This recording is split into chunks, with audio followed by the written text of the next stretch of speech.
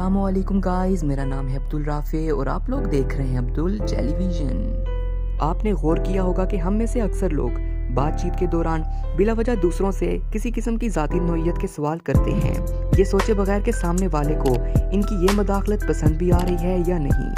घर वाले, माँ बाप या करीबी अजीज़ों का तो हमारी ज़िंदगी पर हक होता है और वो हमसे प्यार भी करते हैं, हमारे लिए फिक्रमंद रहते हैं।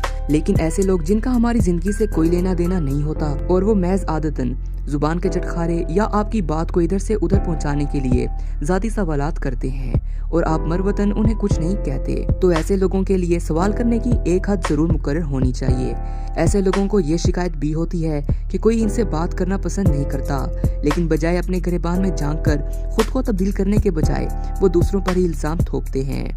इस मसले से निपटने के लिए आज की इस वीडियो में जानें कि किस तरह अपनी ज़ाती ज़िंदगी को महफूज रखा जा सकता है। नंबर 1, हम दूसरों को नहीं सिर्फ खुद को बदल सकते हैं। हम किसी और के मिजाज और आदत को तब्दील नहीं कर सकते, इसलिए लोगों के रवैये परखने के बजाय इनकी बातों पर दिए जाने वाले अपने रद्द-ए-अमल पर गौर करें। अगर आप हमेशा सबके दखलेदार माकूलात को हंसी में उड़ा देते हैं तो इनको छूट देने की गलती आप कर रहे हैं। नंबर 2, खुद पर काबू पाएं। ऐसे कमजोर लम्हे सबकी जिंदगी में आते हैं जिसमें इंसान किसी से दिल की बात करके दिल का बोझ हल्का करना चाहता है, मगर ऐसे लम्हात में ऐसे शख्स का इंतखाब ना करें जिसके बारे में आपको शुबा हो कि वो आपके राज का फायदा उठा सकता है।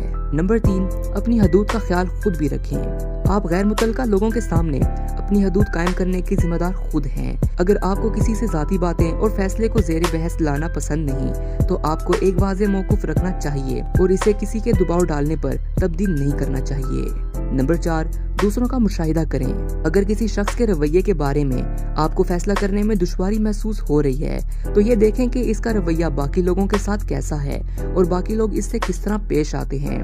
हो सकता है कि वो इंसान वाकई हमदर्द फितरत रखता है, अलबत्ता अगर ऐसा नहीं है तो आपको पूरा हक हासिल है कि अपनी ज़ाती ज़िंदगी में मुदाखलत करने से दूसरों को बाज रखें।